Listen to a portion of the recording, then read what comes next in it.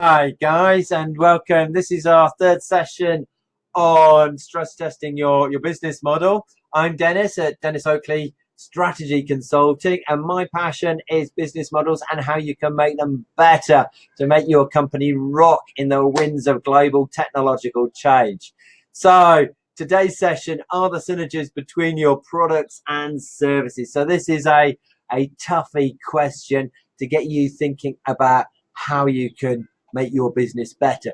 So basically, a synergy, you get a synergy when A plus B does not equal 1 plus 1 equals 2, it equals 5 or 10 or even 1.1, where you get more out than you put in.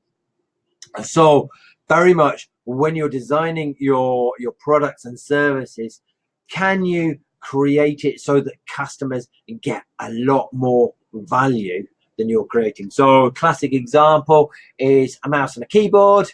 I am way more effective using a mouse and a keyboard than if I was just trying to use this bugger all by itself. I mean, it's an absolute nightmare to tab between screens, to select menus in Windows, and so on and so forth. Again, if I've got it here, yes, here we go. We have an iPad and an iPencil. Far more productive. Big synergy between these two. And of course, big synergy between your iPad and all the apps in the App Store. Yeah, again, another one. Cars bought from a car sales room plus the service center. Yeah, and if you have a captive insurance company, then you're selling car plus the insurance plus the servicing plus the sale of the second-hand shop to then get the car the money back from the customer so that they can spend more on a new car. So this is how you get synergies. Where you don't get synergies is a classic one with, say, a lot of conglomerates, industrial corporations. So for example, if you sold cars and if you had an IT outsourcing company, what are the synergies between the two? They're totally different types of company, selling to totally different markets, solving different problems for different types of customers. There are no synergies. And that reduces the power of your offering to your customers. So have a think. Have you got strong synergies between your products and services? Have you got no synergies? Yeah, do feel free to let me know in the comments to the video what you think. And now the questions to consider. Do you have synergies between any of your products? Do you have them between any of your services? Do your services and your products work together? If you've got synergies, why do you have them? Is it because you've been copying what everybody else in the sector or the industry has done? And like the car industry, car sales industry, and you get lots of benefits from that way? Or is it something that you've been really, really cunning and sort of Dr. Evil? Aha! If I do this, I will take over and conquer the world because I have got a much better value proposition. In a lot of cases, it will be blind accident, and now you realize, oh, I have got synergies. What can I do with this? And you start getting your mad mental juices working to find a little bit more competitive advantage and get your competitors a bit more on the back foot. Sand. Let's take this a bit further. How can you go out and actually start deliberately creating synergies? Think about all those business ideas, all those services and products that you've been thinking about.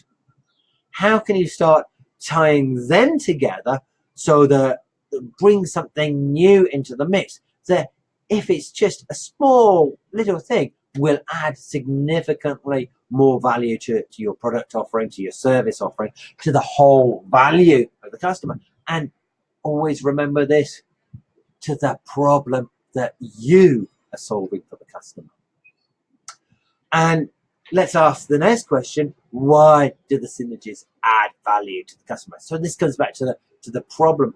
What is it about the nature of the problem that makes it easy for you to achieve synergies, or for it makes synergies a challenge? Remember, if it's problem focused, a lot of your competitors are going to be having these problems. So there's an opportunity for you to get in there, to find some niche, some oddity, some crack in behavior that people haven't looked at or thought about before.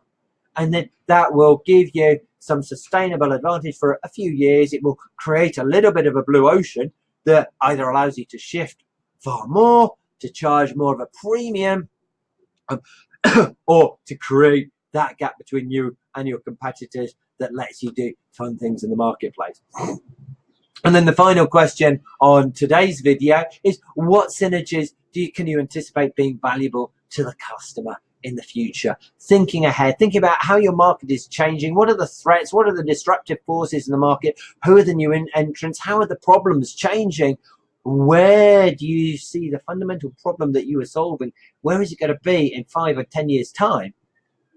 And what are people going to be needing then? Okay, that's going into fantasy, that's going into guest land.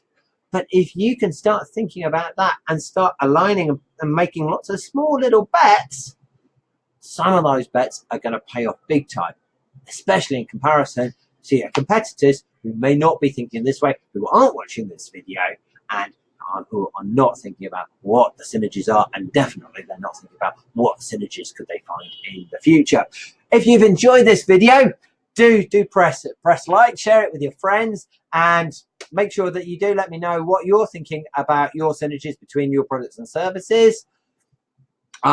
Head over to denis-oakley.com, sign up for the newsletter, and read some of the other goodness that you'll find there. Finally, if you're in a situation where your business needs to pivot, where you need to change your business model, do send me an email, ask me what I think, and maybe we're a fit, maybe we're not, but I'm always going to be happy to help you and point you in the right direction.